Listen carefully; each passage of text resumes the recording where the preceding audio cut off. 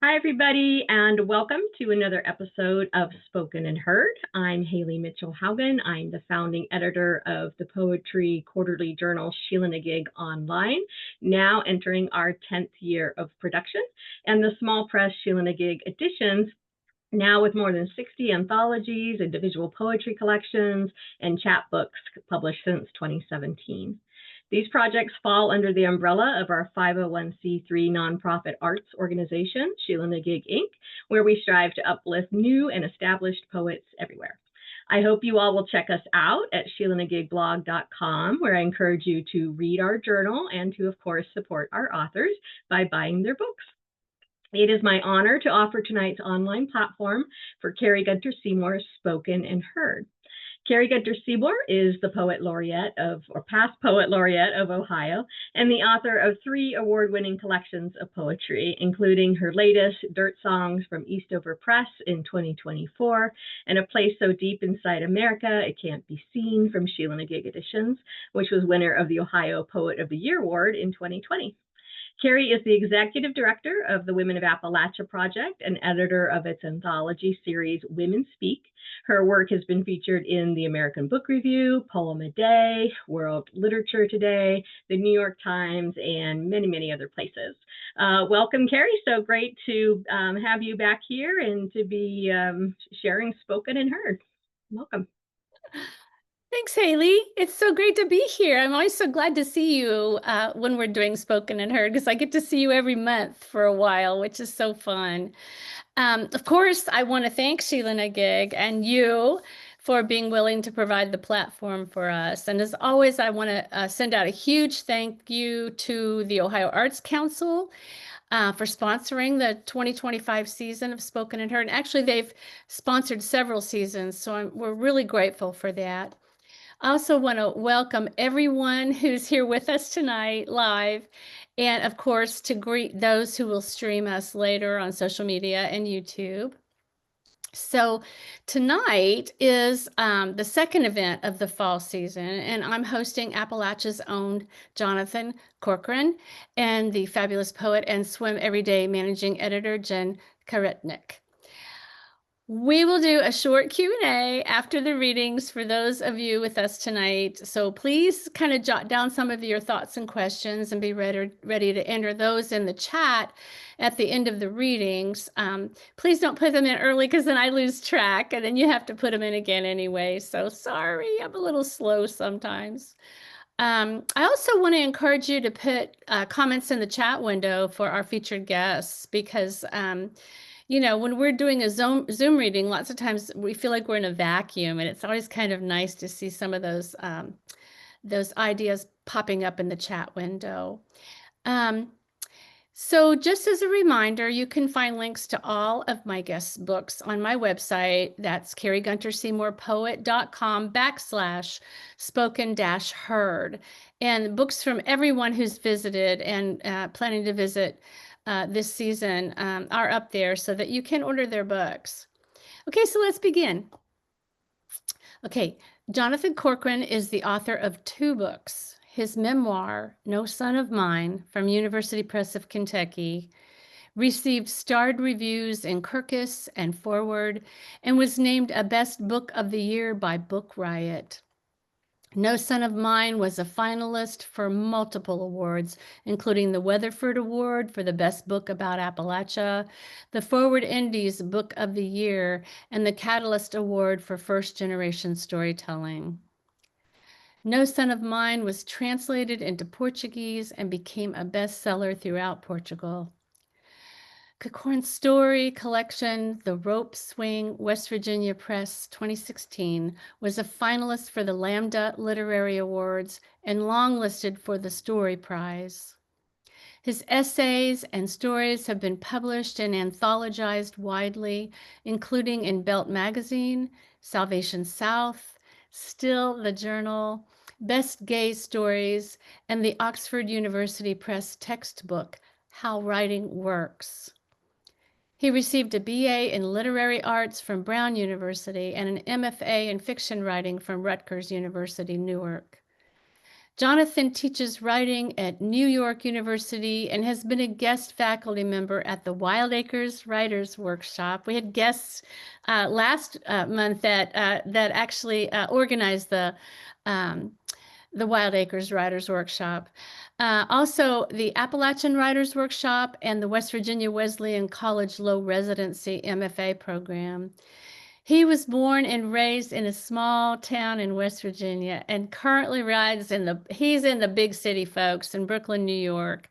And you can learn more about Jonathan at Jonathan Corcoran writes.com. And I just butchered his name, so I apologize for that. It's Corcoran. So Jonathan Corcoran writes.com. And you can find No Son of Mine there, as well as his other book is also. Now, what I want to say is Jonathan and I have bumped into each other many times at various Appalachian events.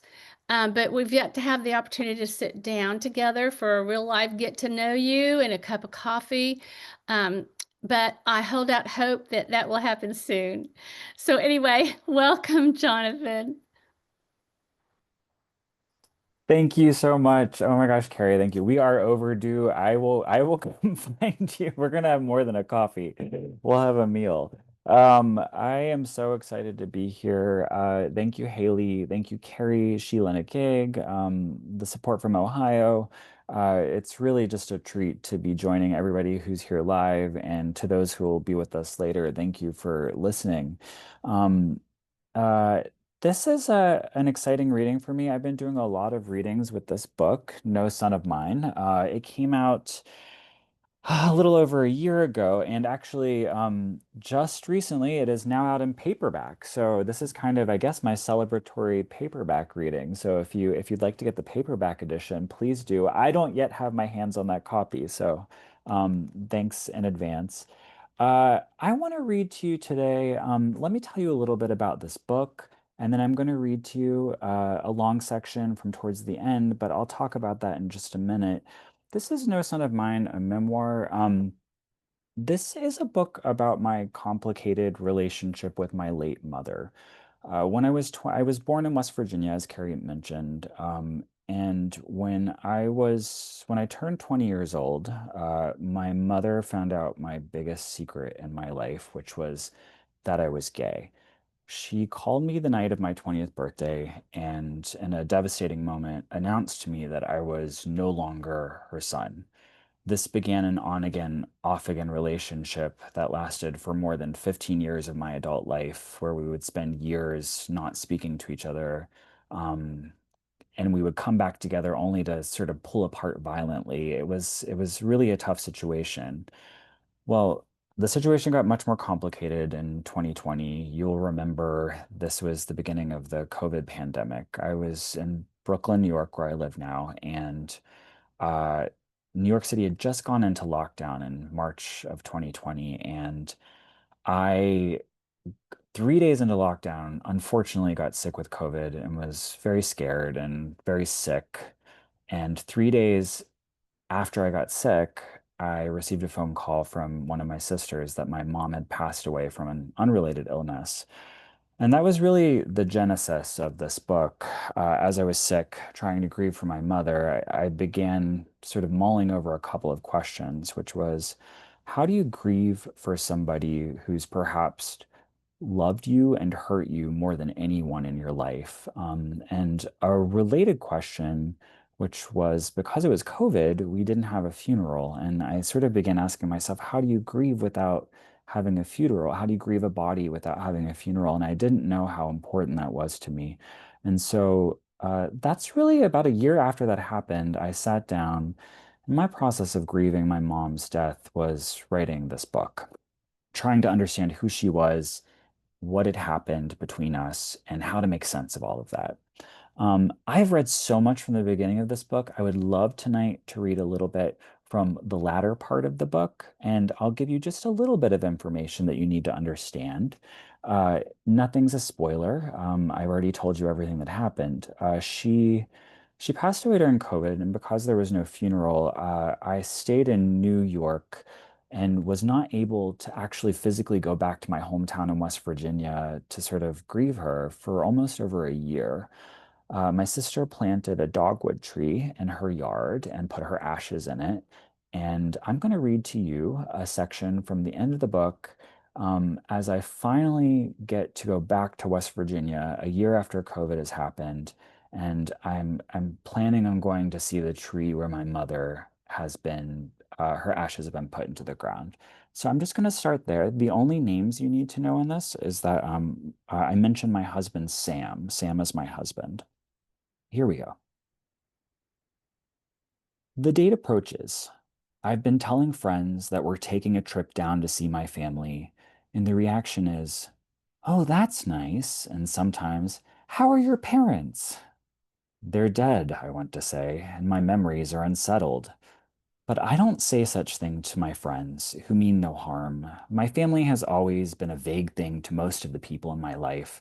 Alive or dead, my family members have always been the ones who caused me pain or the ones from another world, and my friends have struggled to balance the right amount of inquisitiveness with the right amount of respectful distance to soften the subject. It was a hard year, I say, and jostle them to remember.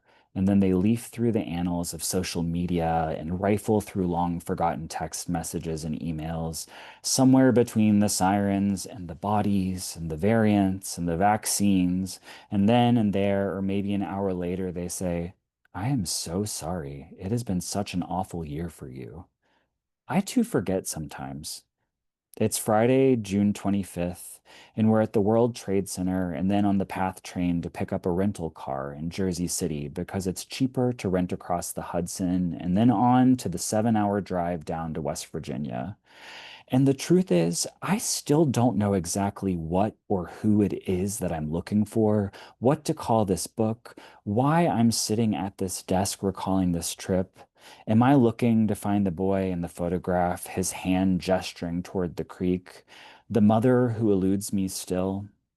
I don't tell Sam that we are driving 400 miles at the very least to see a dogwood tree, a Kusa dogwood tree, whatever the hell that is, with the ashes of my mother and my father seeping down into the soil, filtering through the roots. I am going to see my sisters and my friends and all the dogwood trees of my youth and all the other trees that I climbed upon, shaded under, dreamed about. I am driving 400 miles to see trees and rivers and creeks and mountains and to look upon a dogwood tree that I am pretending to believe contains the essence of my dead mother. I have forgotten how to grieve, and there hasn't been a funeral, and I have convinced myself that the mystery to mourning is in the leaves of a dogwood tree that seemingly won't die.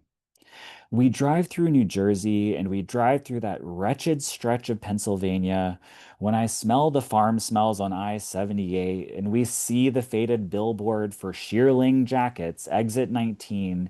It's just another summer trip back home and everyone is still alive. And Sam is making the same threat he's been making since 2004 about how he wants so badly to pull off the road and buy one of those tan and white sheepskin coats. I don't tell Sam that every billboard and every memory has me on the verge of tears, and that if I were alone in the car driving myself, I would be playing Fleetwood Mac's Silver Springs and wailing and crying to that plaintive line that Stevie repeats over and over at the end. Instead, I tell him that I am tired and sad and anxious, and I play Silver Springs and sing along until I can't sing anymore because I know that the dam is about to break. When I get to West Virginia, I will have the same conversation with at least a half dozen people. They will say, "It was hard up there in New York, wasn't it?" They always seem to end on that question, and I realize, like a veteran of a war, a cliche that is so overplayed but still feels like the only relevant way to describe how it felt, that I am incapable of verbalizing to strangers what it was like being sick, thinking you were dying, having your mother die while you were sick, being stuck in your head with unfinished memories and unfinished business while the sirens of 100 ambulances sound outside your window. In the weeks leading up to the trip, on the drive down, upon our arrival, I drip to Sam that I am struggling, that I am hurting, that I have a lifetime of soreness from which I am recovering. Of course, he knows this. He always knows all the things about myself before I do. He drives steadily. He goes 5 miles over the speed limit, never more. He lets me come to what I need to know. He lets me look out the window at the Pennsylvania farms and meditate on the faded billboards for sheepskin coats and the curious roundness of the Pennsylvania hills, and he pretends not to see my eyes moisten when Silver Springs plays. I do not say what Sam already knows, but I begin to understand that I am driving 400 miles to see a Coosa dogwood tree because I am tired of living with the weight of 35 years of my mother's troubles. That when I see that tree, I want to know that she is buried and gone and that it's safe to open the blinds and that the ambulances are not coming to take her or me or anyone else that I love. We drive and I sing and I remember. Sam and I have this tradition where I make him play country roads as we cross the border from Virginia into West Virginia. John Denver's version is a little sacrosanct, but I prefer a version recorded by Dolly Parton to Denver's original. And that's what we do. As we cross over on this trip of memory and grief, as we harmonize to the chorus and belt the bridge, as her backup singers fill the space with four-part drama, the song lets me treat this trip like the homecoming I need it to be. Country roads fades, but the mountains are everywhere. We pass over the high peaks near the ski resorts in Tucker County, and then we drive down the steep grade past Canaan Valley and up and down again through the ways of trees in the Monongahela National Forest, which surrounds my hometown. It's in those mountains and in those trees, spruce, sycamore, poplar, burning maple, that I can remember my father driving me on a Sunday, how often he repeated the same stories and the same lines. There he'd wrecked the truck drunk, had taken out 3 towering power line poles. There he'd had a woman under a tree when he was 18 or 16 or who knows what teenage number. There, and there, his finger, his cigarette, the ripped vinyl seats of the truck. Your mother, he'd say, a lit cigarette in his left hand out the driver's side window of his pickup truck, me looking down over a cliff to the 100-foot drop into the ravine below. Your mother, she'll never be happy. He'd drive up the slim forest road, gravel and pockmarked, stirring up dust as we ascended up to the fire tower on Bickle Knob, elevation 4,003 feet. We'd climb the mesh metal steps and look out at the mountains from the uppermost platform over the top of the tree line for what felt like 100 miles round. Your mother, he'd say, and he'd see something out there in the trees. She's not quite right. What was I to say? It was the same stories, the same lines, age 5, age 8, age 10, until seemingly all the stories had been recounted, all the lessons imparted, all the elegies spoken to the wind. One day we stopped driving on those trips at all. Sunday drives, cigarette smoke, concrete dust no more. On this trip, I'll take Sam to all those same places where my father's memory lives, to the boulders up at Bear Haven, to the fish hatchery, to that tall, rickety fire tower on Bickle Knob, and I'll drip, drip, drip to Sam in my awkward way that I'm trying to see it all once again so that I can let it go, so that I can bury these ghosts of my dead parents. Sam will go along. He'll walk quickly or slowly, in silence or in chatter. He'll follow my lead because he knows that I'm hurting. We'll drive up that same cliffside road to Bickle Knob in our rental car with the low suspension, and the gravel will bounce and crack at the underside of the car. And as we climb, the tires of our car will crunch the gravel and stir up dust storms, and I won't be able to find the words then, but the metaphor sticks. I will tread over the jagged roads of my memories, and all the feelings and pain and joy and sorrow stir up like the dust clouds on a winding forest road. And for a while, I'll be covered in the dust of memory, and Sam will grab my hand, and the dust will settle, and some of it will stick to my skin. Then wash.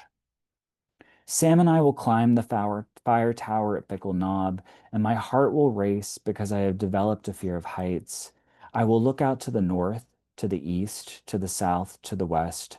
I will see the trees, the mountains, the town. I will see her and myself everywhere I look. We arrive in the evening on Friday, June 25th, and we're too tired to go visiting my family, so we head straight to my friend Emily's house where we're staying. Her home is an enormous relic of the postbellum Civil War. In her home are the original gas lamp fixtures on the wall, wooden floors from the turn of the century. Each time we visit, she's remodeled another room. She's been remodeling for a decade with no end in sight. Yet, unfinished, the big hunk of a house still feels like home. I've been staying with Emily more or less each summer since she bought the house. Even when my mother and I were having one of our good phases, I couldn't bring myself to break the rules I'd created, to keep distance at all cost, that to sleep in a room next to my mother risked her losing it once again, losing the fragile peace we'd created, ultimately losing her. Our decade and a half of fighting has taught me to always have a space for retreat, a safe space to lay one's head down at night. Emily and her home have been just that. In fact, Emily and her family have always been my refuge. I've known her since I was 9 years old, and we've each gone through our own rough times and hard knocks and big life changes. Just as I find myself finding some kind of womb-like comfort in her big, beautiful guest room with the big, bright windows and the dozen or so plants, I must have spent half my youth at her childhood home, hiding from what awaited me back on Weiss Street, back at my own home. Her mom, Helen, was divorced and a highly educated hippie who had grown up in the DC suburbs. She was an English professor at the local college who smoked pot openly, drank white wine in the afternoon, and dabbled with a group of old women who consider themselves witches. Helen kept candles burning, jams playing, goddesses plastered to the walls. Even now, when I go to visit Emily, I feel bereft if I can't stop by and visit her mom to check in, to take in the yellow light reflecting off of her green kitchen walls. When I see Helen, she proffers wine and grapes in a bowl, asks me about writing and books, and remembers the times I showed up crying or nervous at her front door. She unplugged Christmas, Helen cackles when I visit, and I laugh too, because that was the absurd truth. This is her favorite recollection, that particularly traumatic Christmas when I, all of 16 years old, showed up at her house and announced that my mother had canceled Christmas.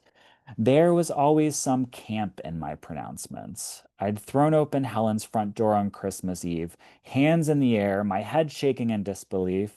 My mother canceled Christmas. I learned to exaggerate in that house, Helen's house of stories, because that was how you made sense of an absurd world. Not by hiding the details, but by grabbing them, screaming them, embellishing them over a glass of wine.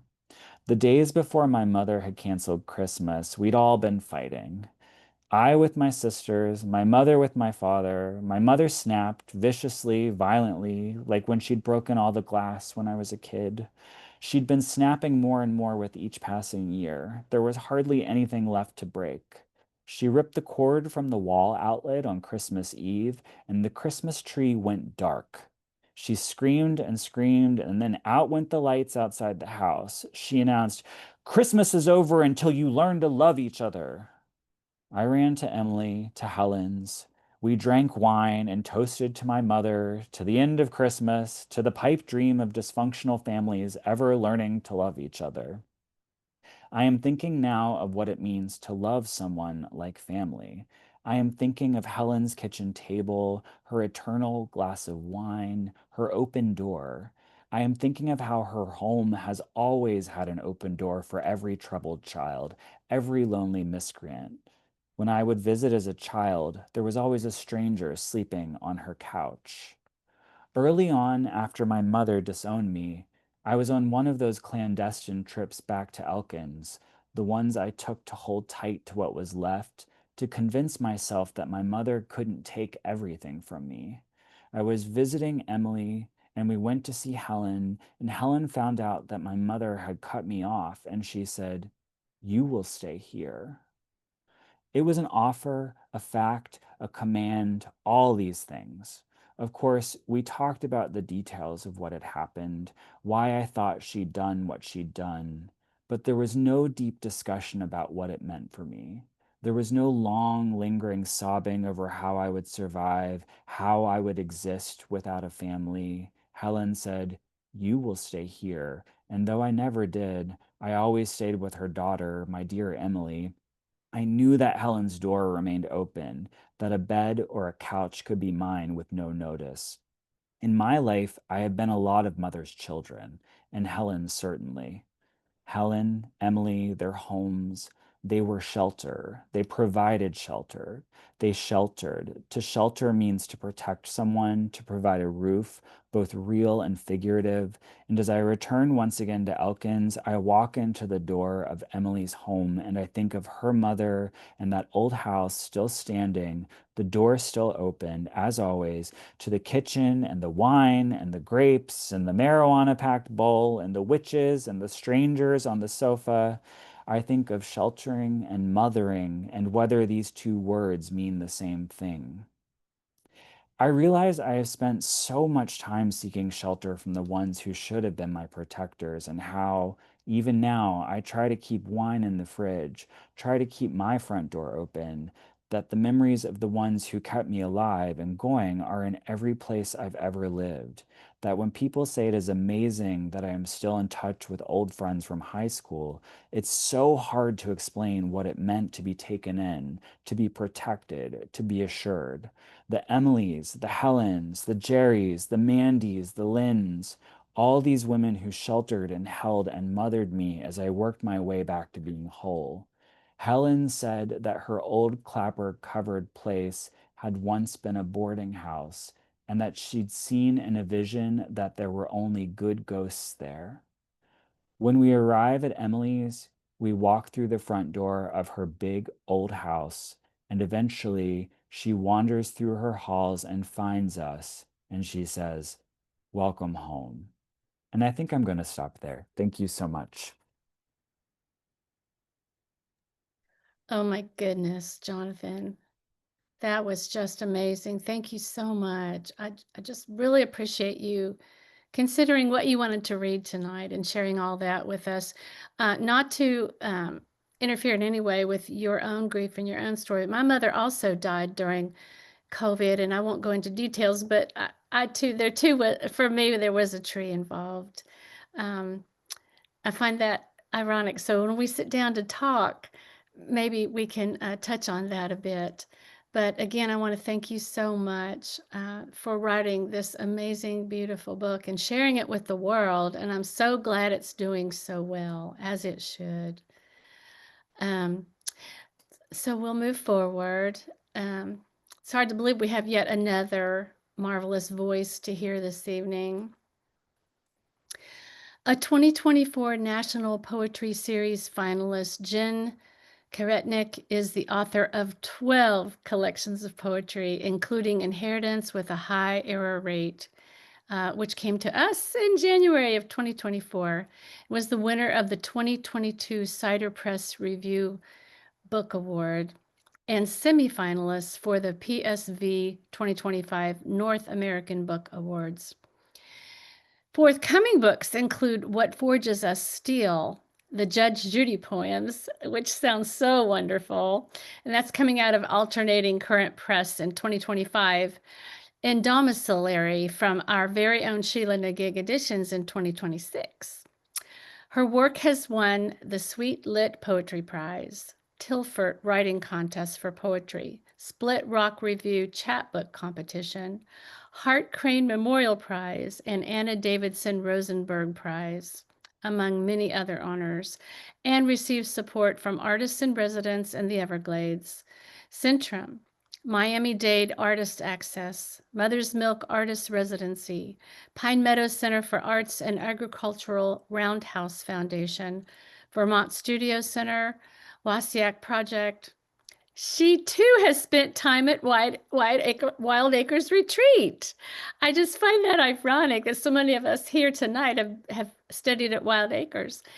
She's also been spent some time at Right On Door Country and elsewhere.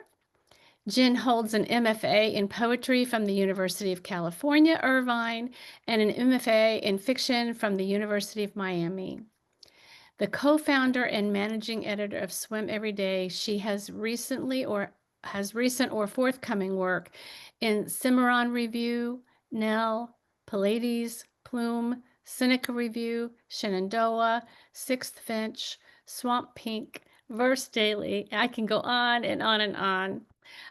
You can buy her books on her website, and it's just Karetnick.com. I am a huge fan of Swim Every Day.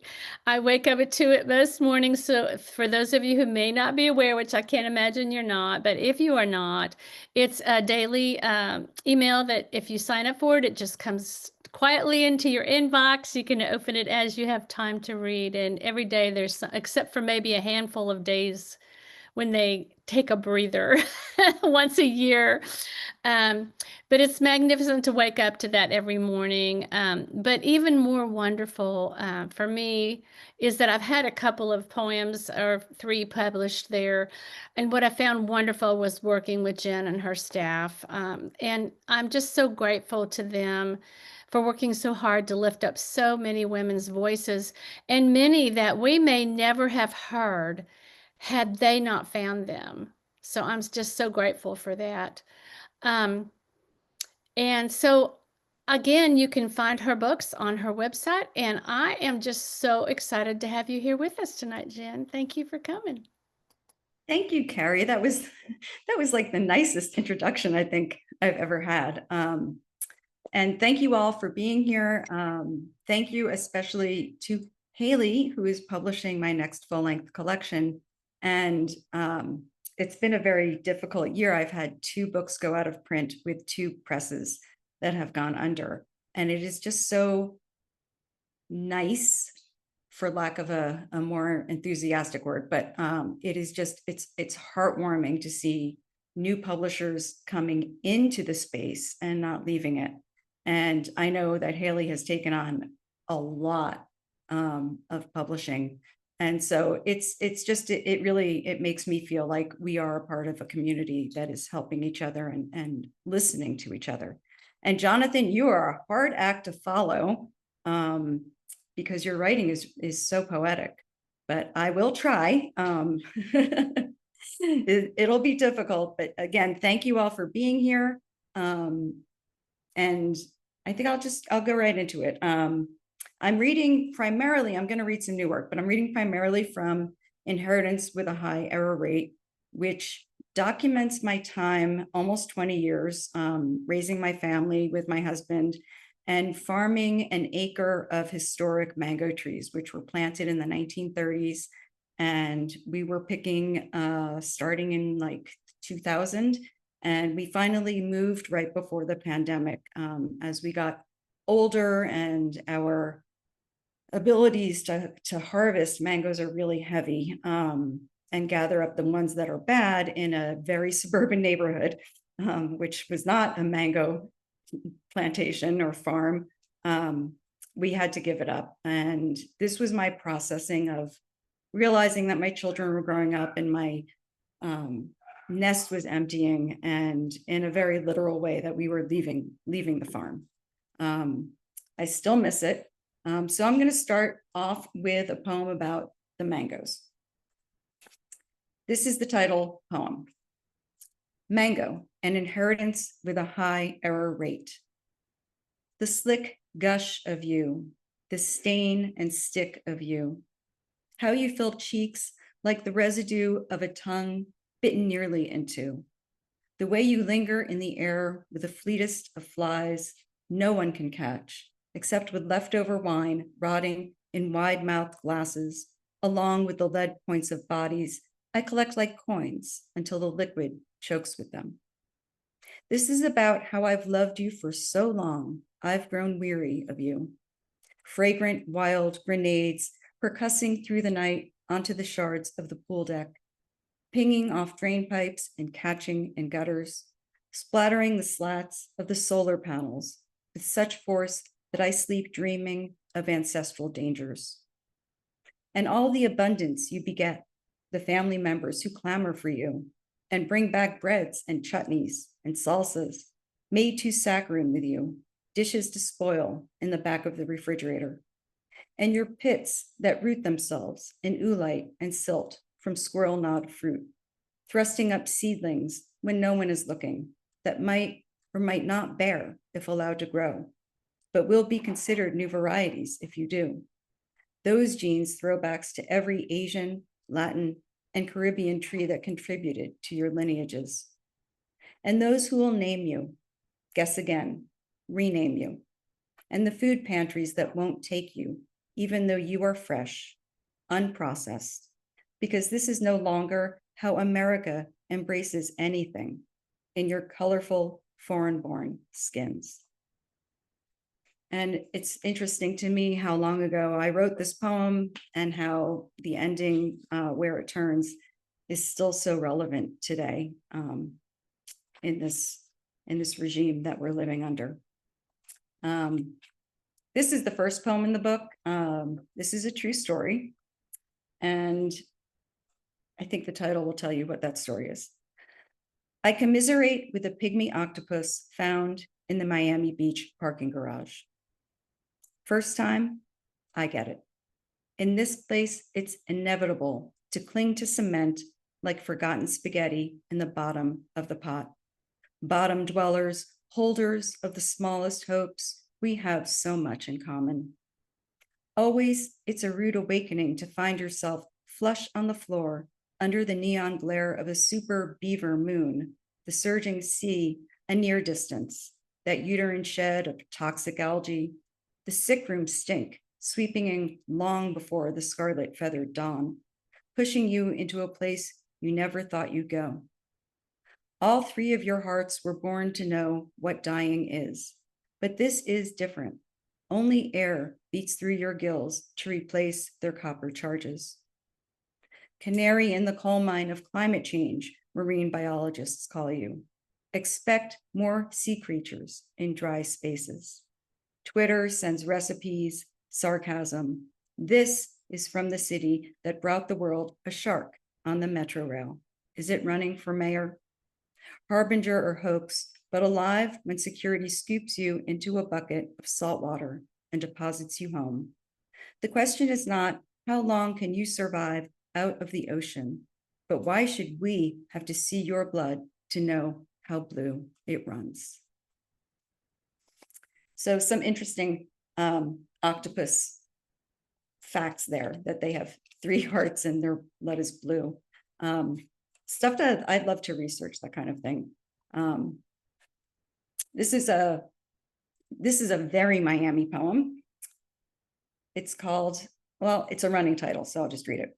My hairstylist is a man who loves the shape of a woman's skull. Its petite cliffs and canyons that he hikes with his agile fingers, the dips and curves in the road of a scalp that he reads like a triptych. Otherwise indifferent, his Gucci model face set as if for a permanent advertisement. He converses only with the Italian men whose hair he trims in between foiling and painting away my personality, turning me as platinum and beach wave as every other woman in Miami. He envisions me even less visibly than I view myself, I think, until we go to the sink and I lean back in the chair while he rocks and cradles my head in his palms the size of saucers, supporting my occipital bone like a lizard caught to take outside, turning me this way and that under the faucet, exploring the only part of my aging body that interests him, my drenched and gleaming skull, showing off its faulty crevices and divots like a landscape, or perhaps an archaeological excavation, ancient and revelatory, perpetually in danger of collapse. And I have left that hairdresser for a much better one who lives around the corner and who actually likes women, which is really nice.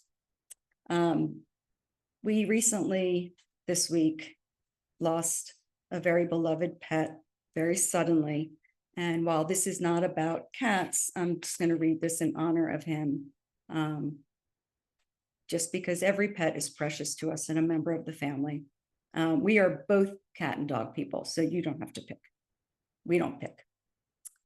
It's about the dog, but not really about the dog, which is why I continue to cry at odd moments popping up in my day, like advertisements on social media, several weeks after we found her dead in her crate, a cold log of dachshund. The other two dogs who had slept there with her for 14 years, eager to scramble out and pee on the fallen toast of palm fronds outside, come back in to crunch kibble and take another nap, do all the normal dog things that they do, as if they didn't notice anything wrong. It's about how they knew, having curled around her body, sinking into that foreign place all night, but also about how they really didn't know or want to understand, how they look up at me now every time I walk in the door, my arms empty of her, then settle their heads on their paws with a single mutual sigh and give her plot on the cushion the girth of a large belt. Or it's about how I project these feelings onto them, the loss, the space, the childhoods she held in her comedian's body of both of my kids, and the length of time that we lived in this house, that we can now clean of her final traces to put on the market for a family with babies and different kinds of pets who want an acre of yard with too many mango trees and scenery that Facebook identifies as India instead of Miami. It's about the mangoes, which the dachshund scavenged for only one season and inexplicably never ate again, but also not really about the mangoes, which I don't have energy to gather anymore. She preferred the half-rotten avocados anyway, sneaking over to the pair of trees marking the property line by the fence every time I let all three dogs out at night, coming back with the mottled shell of fruit in her snout, or the sugary sapodillas, brown as rats, rooting like a pig in the brush as if for truffles. It's about this nest, but also really not about this nest, emptying, though not vacant yet, built by a raptor, though I am now a sparrow, or whatever kind of bird a bird of prey hunts. But oh, how I recall that raptor, how I still want to eagle the sky and look down on the world the way I did when I felt it owed me something enormous that I didn't have to earn or catalog or think about the day I would have to downsize it away. And I'm just going to close out this book with the last poem in it, and then I'm just going to read a few more poems that are coming out in new books. This is really about, I guess, moving and moving on. It's a villanelle, and it is also ekphrastic. It's about After Empowered Women by Tomas Valta. A woman is a bird when, wood under feet, dressed in flower parts, she surveys her private garden, ragtag, everything in it equal to her heart. Downsize, they tell her, it's only a start. Learn to bolster what's beginning to sag. Wood under feet, dressed in flower parts, a woman is a thorn, poisonous dart. Planes fly away from the kite of her back, everything in them equal to her heart. Convertibles, accordion, roofs, hard. To feel again the pain of the egg. Wood under feet, dressed in flower parts, a woman goes rogue, winging wide, apart. Her flock caught in a current of jet lag, everything in it equal to her heart. One eye doll wide, one squinting and alert. She talons her home like a prized handbag, wood under feet, dressed in flower parts, everything in it equal to her heart. And I can't say that I don't love my new house, because I do. It's no longer new, but we still haven't unpacked completely because we are slobs like that.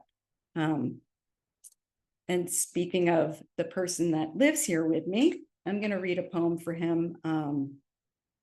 This is partly a poem about Botox and partly a poem that is about love. I guess I'm really fond of running titles because this one also starts with one. My husband shoots me with Botox 31 times in my forehead, the shallow dish of my temples, the nape of my neck, where as a younger man, he'd touch his tongue, a fencer's foil. He does not hold the syringe like a love letter or wield it like an apology, although he says a quiet, I'm sorry, every time the needle pierces the cartilage under skin with an audible crunch. Fat, a loosely guarded prisoner, has long since escaped my face, muscles pulled tight from migraine after migraine. I follow his directions to look up, down, wrinkle my forehead like a chow so that he can measure where the nerves are, avoid making my eyelids droop more than they already do. He assures me the puncture marks will fade, the medicine diffuse, block the transfer of pain, lengthen the staccato of light. 3 decades ago, he practiced tapping my joints as if they were ice with a rubber hammer, thumped my ribs, dug under bone for my organs and lymph nodes. Now I reap expertise, fanned by his trajectory as he wasps around me, and I wait still within this vortex to be stung and stung and stung. It's one of the benefits of not marrying a doctor, but dating a pre-med student and then being with him still almost 40 years later. I'm going to close with 3 poems that are coming out. I do actually have another book coming out in the fall from Lit Fox Books. The narrative that serves that book is largely about my son's kidney donation. He donated a living kidney to one of his childhood friends. The making of what's left. Now that he is losing it, those handfuls of fine strands in his palm like pocket lint, my son asks me to teach him to style his hair, how to use a brush to straighten the curls instead of flattening them, like the rounds of dough he learned to fry with scallions while traveling in Asia.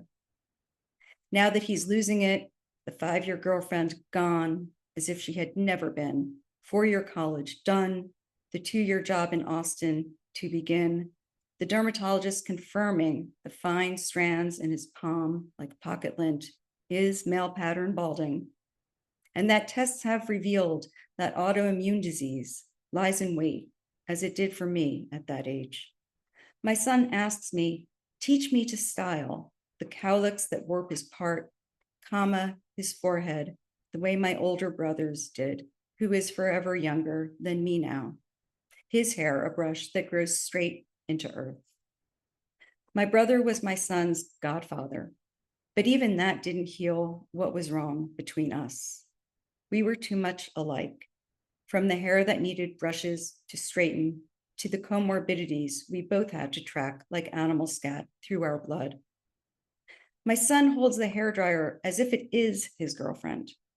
I teach him to style from a left part, the same side from where his kidney will be taken for his childhood friend, undergoing dialysis. The fine strands in his body filtered as if for lint 3 times every week. Universal donor, my son is scanned, probed, screened, finding out how to value his imperfect body now that he is giving away a handful of it. And I'm going to close with these 2 poems from the book that Haley is publishing in 2026. This was a challenge I gave myself during the pandemic. I had nothing. I had like 0 left and 2 kids back home from college and my husband working in hospitals, and COVID was obviously a hard time for all of us. So I decided to make it even harder on myself.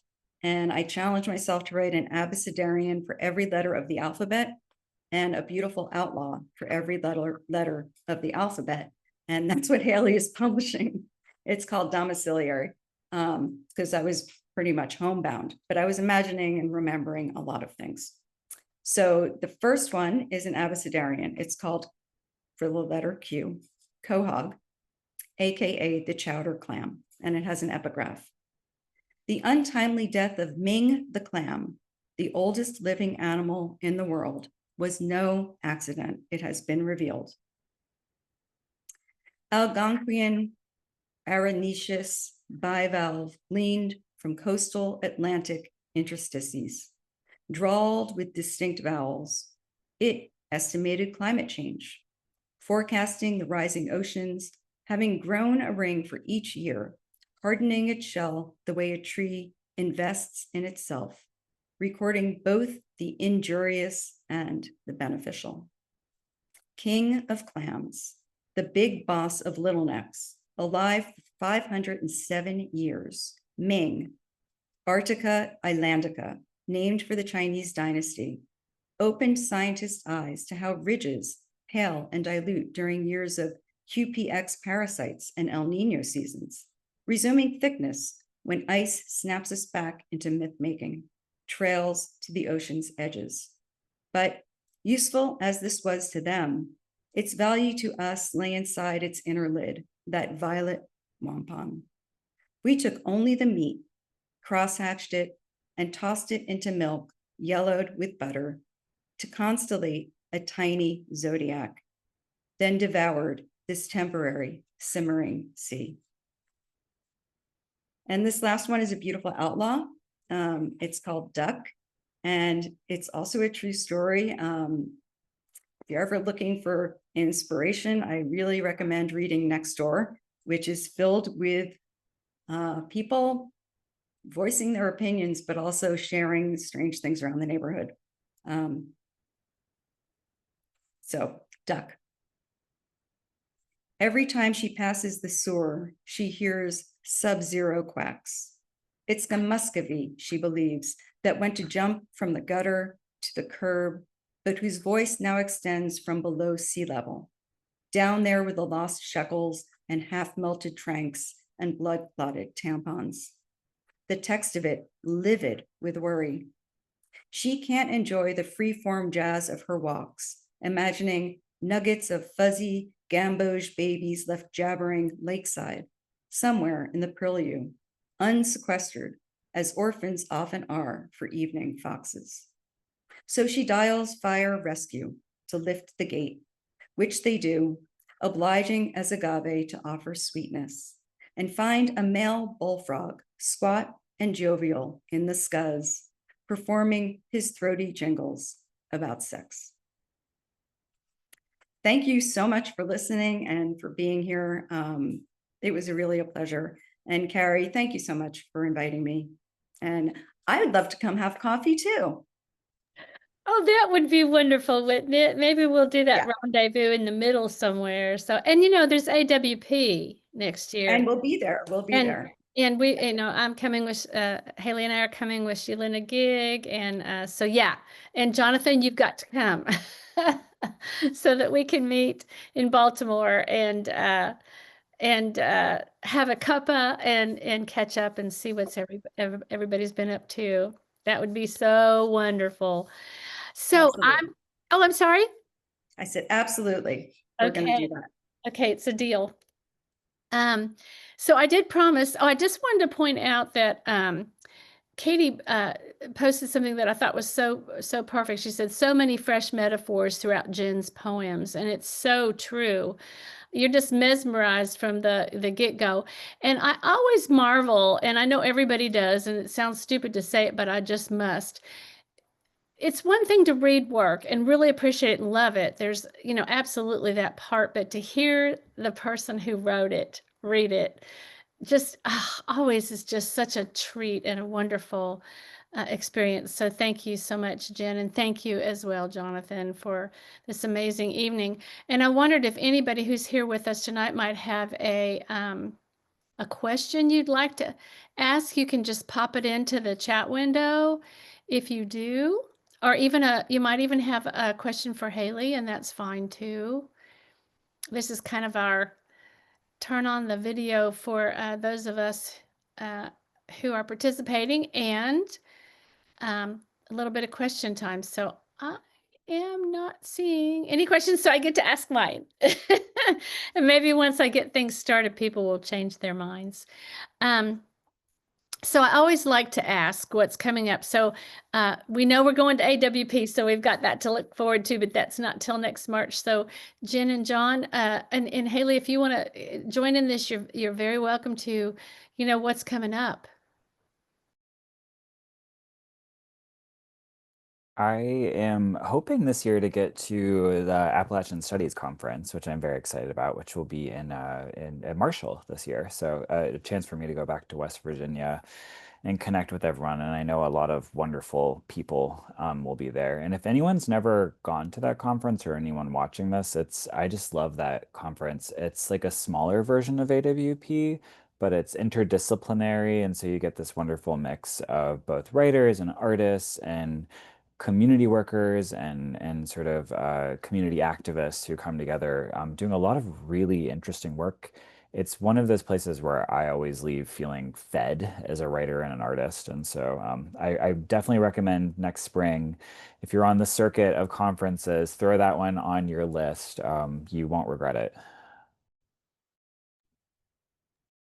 I have to get on this circuit of conferences. I always intend to, and then things come up and I'm like, darn it, I missed that one again. But yeah, I have the Miami Book Fair coming up, which is always a big, it's a big event in the South, I think, maybe nationally, but for us in Miami, it's like a must, you have to. And also Swim is very involved in the book fair. So Swim has a lot of interesting things coming up too. So I'm very, very excited about the direction that we're in our 10th year anniversary. And we became a nonprofit, I think 2 years ago. And we're now in the position of actually being in the black. Is that like a thing in poetry where you actually have money in the bank instead of constantly invest your own money? And that's partly due to all of our editors and partly due to our wonderful director of development who has these fantastic ideas. So that's exciting. And then of course I have the books coming out with Haley and with Lit Fox Books, and Judge Judy is a little up in the air right now. She's 2 years late. So I would just like to get it out there, but we'll see what's going to happen with that. Oh, and we'd like to have those poems. I'm sure they're going to be wonderful. Can't wait. I was obsessed with Judge Judy for a long time while I was teaching because she was always on in the late afternoon. As soon as I came home, I taught grades 6 through 12 and had to like just decompress on the bed for a second with the animals or something and like not think about anything. And Judge Judy was on and I became like glued to her. She's just mean, but funny. And I'm like, I guess I'm not that mean because, wow, the things she says and gets away with, I was astonished. But yeah, I'd like those poems to be produced at some point. So we'll see. I will say that for coming up from Sheila-Na-Gig, we will be at ASA, Jonathan. So we've gone the last, 2 or 3 years, maybe. And that ASA audience, they're book buyers. We always do really well at ASA, and just it's so nice to connect with everybody. And so, yeah, definitely coffee or something while we're there. And yeah, very excited to work with Jen. It's not till next year, so it seems a while away, but I'm excited about that. And we have quite a few more books coming out before the end of this year, and including Kari's Women Speak, which we're currently in its second proofing right now, and so that'll be out really soon, available for sale. And yeah, lots of exciting things going on. I just want to mention very quickly that the Appalachian Studies Association conference is the 19th through the 21st of March. So it's exactly 2 weeks after ASA. And if you had a mind to stay in the area, they're not that far apart, Marshall and Baltimore, really. if you think about it, you know, kind of the back roads and the long way. I guess I'm stretching the truth here a little bit, but Jonathan is correct. It's kinfolk. You know, you only have to go once, and you're just part of the group. It's kind of amazing. So I do encourage everyone to come, just as Jonathan has, and I really hope you get to come, Jonathan, because It's on you my, know. I am 100% committed this year. It'll be a good road trip. Will I make that Baltimore? We'll see. What am I going to do in the middle? But that's actually where my hometown is. So maybe I'll just, if I didn't have to teach, I would work my way down from Baltimore to Marshall. You know, you can do that Zoom thing with your That students. is true. That is true. Involve them in your travels and you know, show them some countryside, make them write about it, you know. Yeah. You can do this. Yeah. And Jen, from an outside perspective, I just want to say you are such a productive writer. I am so impressed by how much you are doing. You are an inspiration for all of us. Keep it up, please. Thank you. That is really, really sweet of you. I have to say, I didn't really start producing a lot of work until I was 40, and teaching. So I would write when my kids were writing, and that gave me a lot of manuscripts after 10 years. I don't even want to tell you, I have 2 more unpublished manuscripts. So you're really like, you don't want to hear that. I know my friends are always like, shut up. But I do write a lot because I'm also, in addition to a teacher, I'm a journalist, and I'm just trained to write every day and make deadlines. So I think that's probably part of it. Now I have the luxury of not churning out work, but you know, everybody has their own way of producing. And believe it or not, I'm not the most prolific writer in South Florida. And you guys know Julie Marie Wade? She is the most prolific writer in South Florida. Yeah, we know some of those ourselves, Yeah. you know, and it is a blessing because I think about Rosemary Watala Traumer, who Oh, yeah. writes a poem every day. And dang, most days they are really, really good. It's like, seriously, every day, and they're good, you know.